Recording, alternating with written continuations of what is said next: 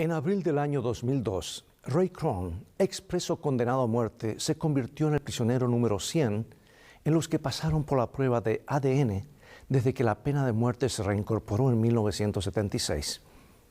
Krohn había pasado más de 10 años en la cárcel por un asesinato que no cometió. ¿Cómo pasó Krohn su primer día en libertad? Comió bistec y fue a nadar en una piscina del hotel. Y casi inmediatamente después de su liberación, comenzaron a verificarse deficiencias en el sistema de justicia que le habían causado su condena. Krohn había sido condenado no una vez, sino 2 veces por el mismo crimen, a pasar el resto de su vida en prisión. Pero ahora estaba libre. Y cuando se le preguntó cómo planeaba reconstruir su vida, Ray Krohn respondió: "No pienso en la reconstrucción, creo en empezar de nuevo. Tengo una nueva vida para entrenar, sueños. No quiero ser negativo, vengativo o enojado.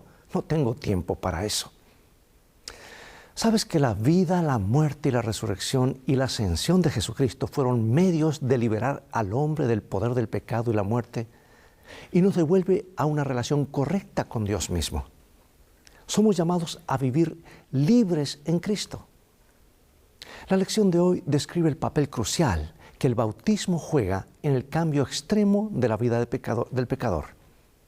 La muerte del creyente al pecado en el bautismo es tan real, completa, como lo fue la muerte literal de Cristo. Y como la resurrección de Cristo de la tumba señaló un nuevo nacimiento total, así cuando salimos de esa tumba líquida, comenzamos una nueva vida en Cristo. En un momento más regresaré.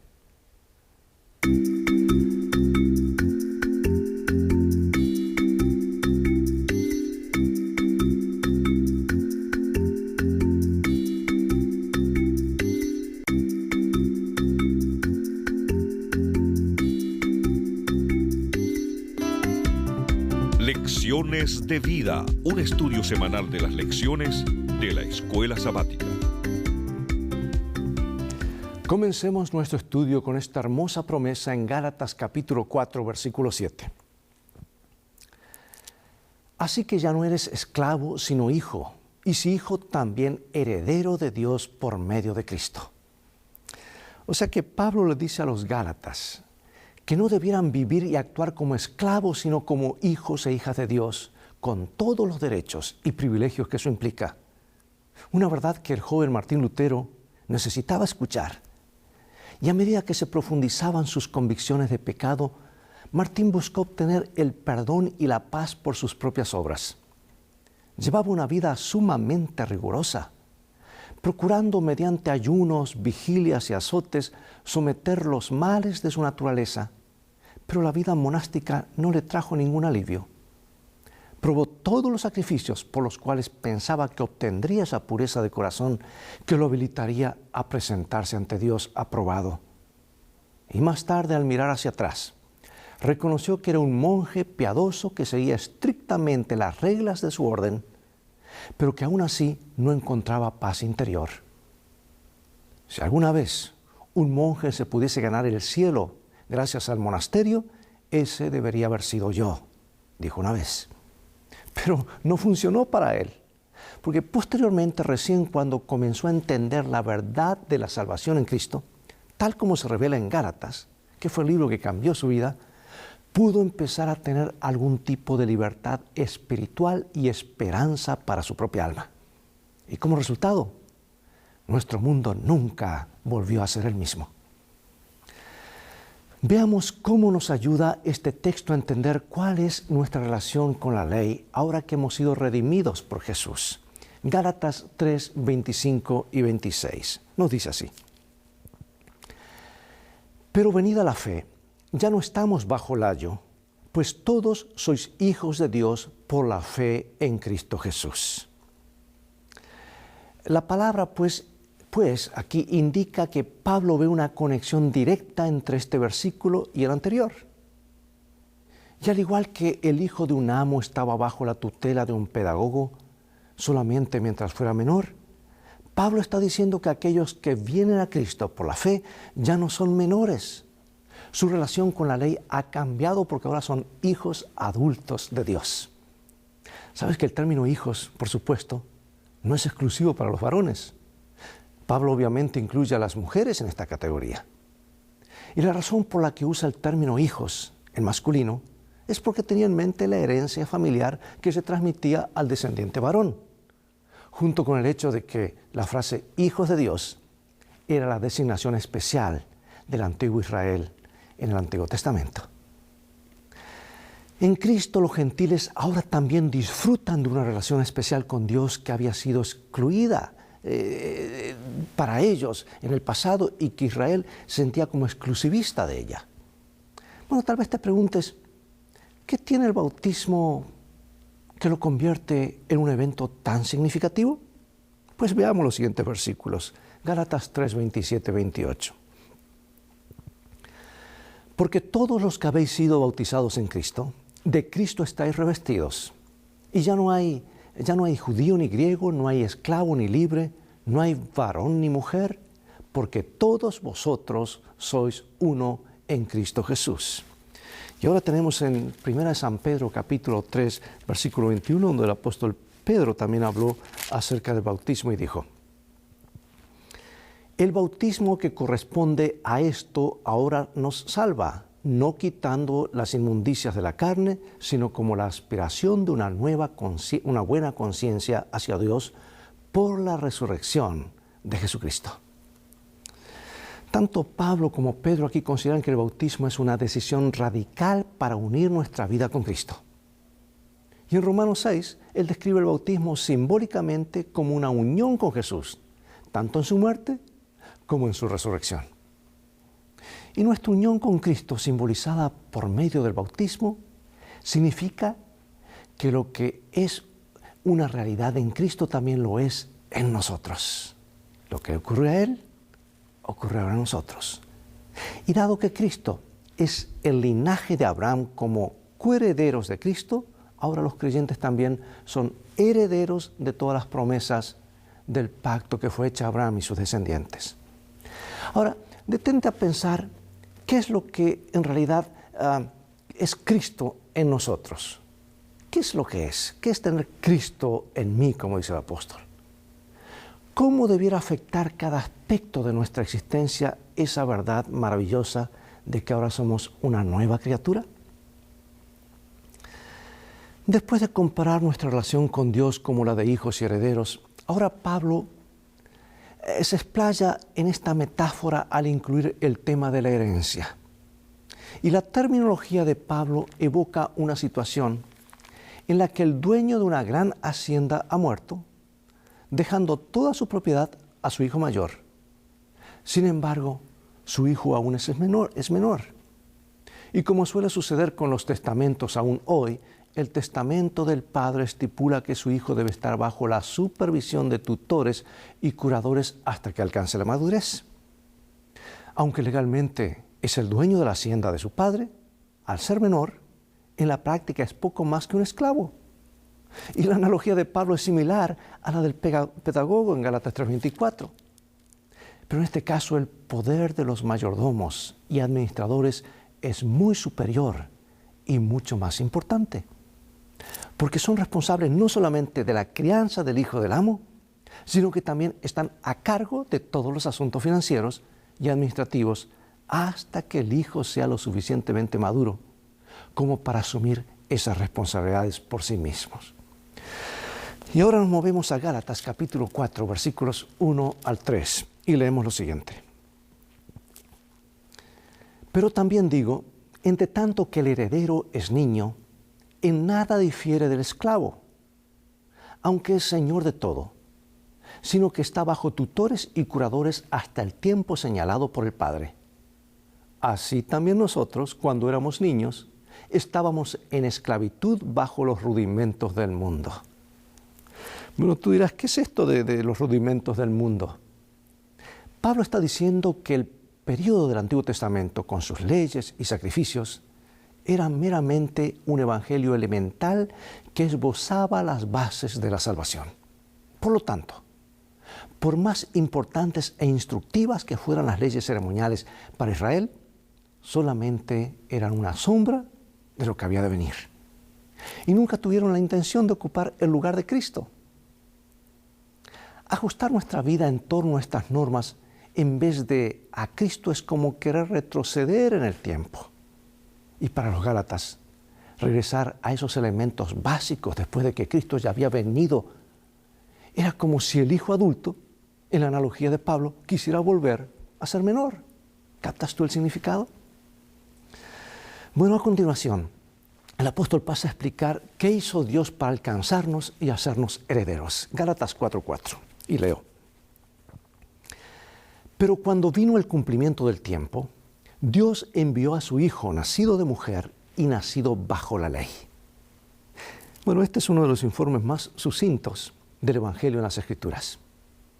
La venida de Jesús a la historia humana no fue un accidente. Dios envió a su Hijo. O sea, fue algo planificado, algo intencional, algo que fue planificado desde la fundación del mundo. En otras palabras, Dios tomó la iniciativa en nuestra salvación. Y el uso que hace Pablo de la palabra cumplimiento indica el papel activo de Dios en llevar a cabo su propósito en la historia humana. Jesús no vino en cualquier momento, vino en el momento preciso que Dios había preparado. Y sabes que desde una perspectiva histórica, a esa época que Él llegó, el que se la conoce como la Pax Romana, o sea, la paz romana. Un periodo de unos 200 años de relativa estabilidad y paz en todo el Imperio Romano. La conquista del mundo mediterráneo por parte de Roma trajo paz, por lo menos aparentemente, un idioma común, medios favorables para viajar, o sea, todo estaba preparado para que de alguna manera el Evangelio fuese a todo el imperio. Y una cultura común que facilitaría el esparcimiento rápido del Evangelio. Desde una perspectiva bíblica, también marcó el momento en el que Dios había fijado la venida del Mesías prometido. Dios no envió un mensajero celestial, vino Él mismo. No te envió un correo electrónico ni un Facebook, no te envió un email, Él vino en persona. Cuán importante es el trato personal de unos con otros, ¿verdad? Vino Él mismo. Aunque era el Hijo divino y preexistente de Dios, Jesús también fue nacido de mujer. Aunque el nacimiento virginal está implícito en esta frase, esta afirma de manera más específica su auténtica humanidad. Porque dice la frase nacido bajo la ley, indica que no solamente el legado judío de Jesús se lo indica así, sino que también incluye el hecho de que cargó con nuestra condenación. Era necesario que Cristo tomara nuestra humanidad, porque con nuestra naturaleza humana caída, Cristo calificaba legalmente para ser nuestro sustituto, Salvador y sumo sacerdote. Y lo fue, y lo es. Como el segundo Adán, vino a reclamar todo lo que el primer Adán había perdido por su desobediencia. Y por su obediencia cumplió perfectamente las demandas de la ley y así redimió el trágico fracaso de Adán. Y por su muerte en la cruz, cumplió con la justicia de la ley que requería la muerte del pecador. Y así obtuvo el derecho de redimir a todos los que se acercan a Él con verdadera fe y entrega. Alabado sea el Señor por esto. Más adelante en su carta, el apóstol habla de los privilegios de la adopción. Leo en Gálatas capítulo 4, versículos 5 al 7. Y dice así: para que redimiese a los que estaban bajo la ley, a fin de que recibiésemos la adopción de hijos. Y por cuanto sois hijos, Dios envió a vuestros corazones el Espíritu de su Hijo, el cual clama, Abba, Padre. Así que ya no eres esclavo, sino hijo, y si hijo, también heredero de Dios por medio de Cristo. ¡Qué maravillosa promesa! Reclámala, es tuya y es para mí, y lo que Dios te ha dado no permitas que el diablo te lo robe. Ya nos ha robado mucho. Debiéramos aprender que después de casi 6,000 años el diablo es un mentiroso. Cuando el Señor te dice, les di mis sábados, no permitas que el diablo te lo robe porque es el regalo de Dios para ti. No aceptes un sustituto. Y aquí, amigo y amiga, la palabra redimir significa comprar otra vez. y se refería al precio que se pagaba por comprar la libertad de un rehén o esclavo. Y como lo indica el contexto, la redención implica un contexto negativo, o sea, una persona está en necesidad de ser liberada, pues si no, no hay rescate. Pero pregunto, ¿de qué necesitamos liberación? Sabes, el Nuevo Testamento presenta 4 cosas, entre otras. Necesitamos liberación, en primer lugar, del diablo y sus engaños. Número 2, liberación de la muerte. ¿Es importante? Sí, el mayor enemigo es la muerte. Número 3, necesitamos liberación del poder del pecado que nos esclaviza por naturaleza. Y 4, liberación de la condenación de la ley. Pero Pablo también habla de adopción. Es el único autor del Nuevo Testamento que usa esta palabra, porque la adopción era un procedimiento legal muy conocido en el mundo greco-romano. Varios emperadores romanos, durante la época de Pablo, utilizaron la adopción como medio para elegir a un sucesor cuando no tenían ningún heredero legal. Y la adopción garantizaba varios privilegios. Veamos un comentario del Dr. Derek Moore Crispin, comentando acerca de Gálatas, y dice lo siguiente: el hijo adoptado se convierte en el hijo verdadero de quien lo adopta. Eso es número 1. Y número 2, el adoptante acepta criar al hijo como es debido y atender a sus necesidades de alimento y abrigo. 3, el adoptante no puede repudiar a su hijo adoptado. 4, el hijo no puede ser reducido a la esclavitud. 5, los padres naturales del hijo no tienen derecho a reclamarlo. 6, la adopción establece el derecho a la herencia. Resume mucho lo que dice San Pablo aquí, en el contexto de lo que ocurría en el Imperio Romano. Si estos derechos están garantizados a nivel terrenal, imagina cuántos mayores son los privilegios que tenemos como hijos adoptados por Dios. Y pregunto, ¿disfrutas de esa clase de cercanía íntima con Dios en tu propia vida? ¿Reclamas a Dios de que eres heredero? ¿Estás gozando anticipadamente de ese momento cuando será restaurada todas las cosas, nuestra herencia en su totalidad? Ahora, si somos herederos, ¿por qué revertir eso y volver a la esclavitud? Es lo que dice Pablo. Esa es la gran pregunta y la preocupación del apóstol. Vamos ahora a varios versículos. Gálatas 4, 8 al 20. Sígueme, por favor. Ciertamente, en otro tiempo, no conociendo a Dios, servíais a los que por naturaleza no son dioses. Mas ahora, conociendo a Dios, o más bien siendo conocidos por Dios, ¿cómo es que os volvéis de nuevo a los débiles y pobres rudimentos a los cuales os queréis volver a esclavizar? ¿Guardáis los días, los meses y los tiempos y los años? Me temo de vosotros que haya trabajado en vano con vosotros. Os ruego, hermanos, que os hagáis como yo, porque yo también me hice como vosotros. Ningún agravio me habéis hecho.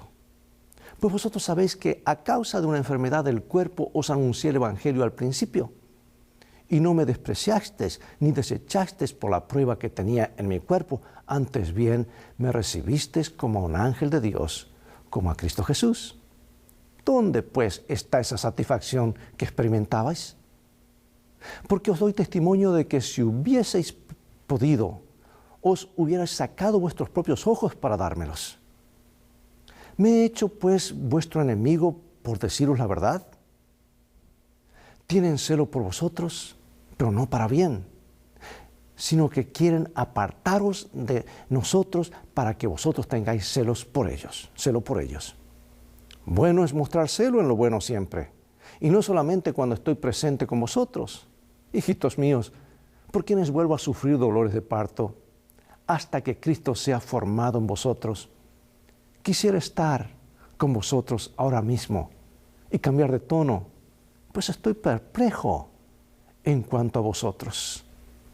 Pablo aquí está muy preocupado y dice las cosas claramente, y yo agradezco que lo haya dicho así, porque esto nos trae un mensaje para nuestros días, cuando tanta gente hoy se está desviando, siguiendo la luz de gente que anda a la luz de sus propias chispas, cuando Dios está guiando una iglesia, un cuerpo por el cual creó el cual murió por él, que es su iglesia.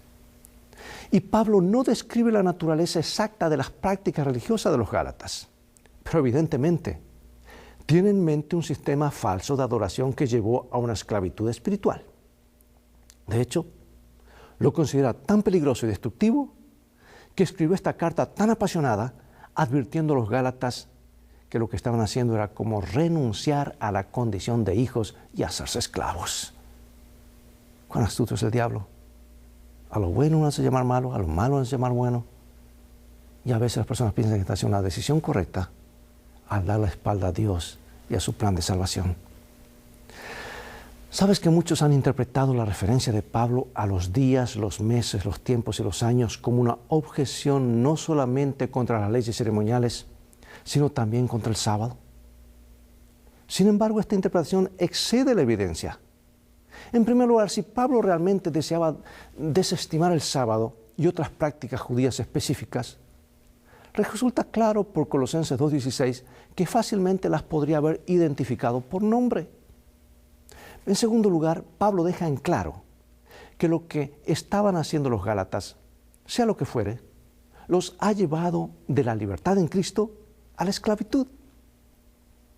Si la observancia del sábado semanal somete a esclavitud a un ser humano, entonces el mismo Creador se sometió a esa esclavitud cuando observó el primer sábado que hubo en el mundo. Entonces Jesús pudo haber llamado a la gente a la esclavitud al decir que guarden el sábado. Además, ¿por qué Jesús no solo guardó el sábado, sino también lo enseñó a todos los demás cómo guardarlo? Si su observancia adecuada estuviera privando de alguna manera a las personas de la libertad que tienen en Él.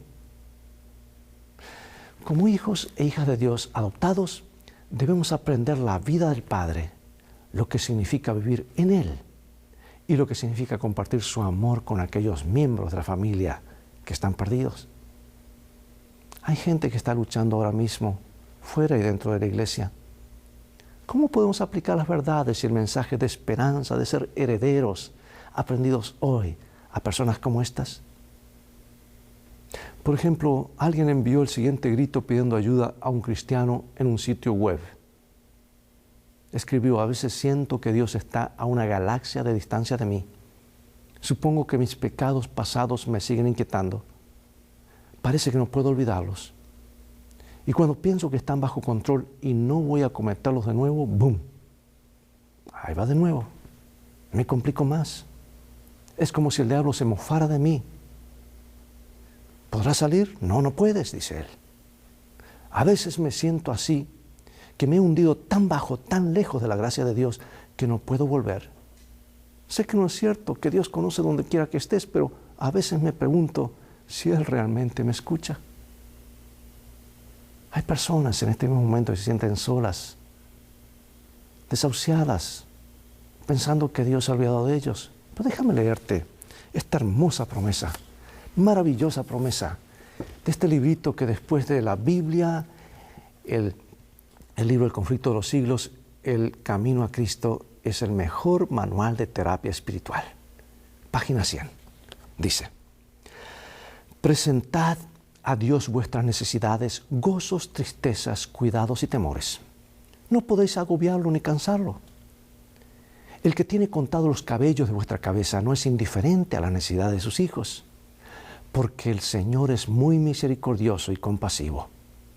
Su amoroso corazón se conmueve por nuestras tristezas y aún por nuestra presentación de ellas. Llevadle todo lo que confunda vuestra mente. Ninguna cosa es demasiado grande para que Él no la pueda soportar. Él sostiene los mundos y gobierna todos los asuntos del universo. Ninguna cosa que de alguna manera afecte nuestra paz es tan pequeña que Él no la note. No hay en nuestra experiencia ningún pasaje tan oscuro que Él no pueda leer, ni perplejidad tan grande que Él no pueda desenredar. Ninguna calamidad puede acaecer al más pequeño de sus hijos. Ninguna ansiedad puede asaltar el alma, ningún gozo alegrar, ninguna oración sincera escaparse de los labios sin que el Padre Celestial esté al tanto de ello, sin que tome en ello un interés inmediato. Él sana a los quebrantados de corazón y venda sus heridas. Las relaciones entre Dios y cada una de las almas son tan claras y plenas como si no hubiese otra alma por la cual hubiera dado a su Hijo amado. Amigos, esta cita es inspiradora. Y ahora, para finalizar, algunas preguntas de reflexión. Piensa un poco en la idea de lo que significa y lo que no significa ser como niños en nuestro caminar con el Señor. ¿Qué aspecto de los niños debemos imitar con respecto a nuestra fe y nuestra relación con Dios? ¿Qué tienen los seres humanos que los hacen tan temerosos de la idea de la gracia, la salvación solo por fe? ¿Por qué será que muchas personas preferirían intentar lograr la salvación por sus propios medios, si fuera posible? Amigo y amiga, en Cristo hemos sido adoptados en la familia de Dios como sus hijos e hijas. Como hijos de Dios tenemos acceso a todos los derechos y privilegios que conlleva una relación de familia como esa. Relacionarnos con Dios solo sobre la base de reglas y normas sería necio. Sería como un hijo que desea renunciar a su posición y herencia para convertirse en esclavo. Vivamos ahora, te lo ruego en el nombre del Señor, como por fe, como hijos y herederos, porque pronto será una realidad. Pronto nos será devuelto todo lo que perdimos en el Edén y mucho más. Acompáñame en oración. Padre Celestial, gracias porque en tu palabra nos traes esperanza. Nos mencionas claramente de que hemos cambiado de dueño a través del bautismo. Ahora pertenecemos al Padre, al Hijo y al Espíritu Santo. Y en ese momento del bautismo tú declaras, este es mi Hijo. Y anotas nuestro nombre en el libro de la vida para vida eterna. Ahora somos herederos. ¡Qué privilegio! ¡Qué responsabilidad! Pero lo interesante es que tú quieres que seamos instrumentos para llevar a otros este mensaje, que otros también sean herederos y acepten ser hijos de Dios. Pido que el Espíritu Santo se mueva en cada corazón, en aquellos que están estudiando estas lecciones de vida, en aquellos que aún no te conocen, llévalas a tu verdad y úsanos como tus instrumentos en el nombre de Jesús. Amén. Al vivir la vida en Cristo, somos llamados hijos de Dios. Nos dirigimos al Padre con amor e intimidad, con todos los derechos de herederos de Cristo por sus méritos y no por los nuestros. Es todo el tiempo que tenemos por hoy. Ha llegado el momento de despedirnos. Será hasta un próximo programa de Lecciones de Vida. Dios te bendiga y te guarde. Y recuerda, tú vales mucho para Jesús. Él te ama más de lo que puedes imaginar.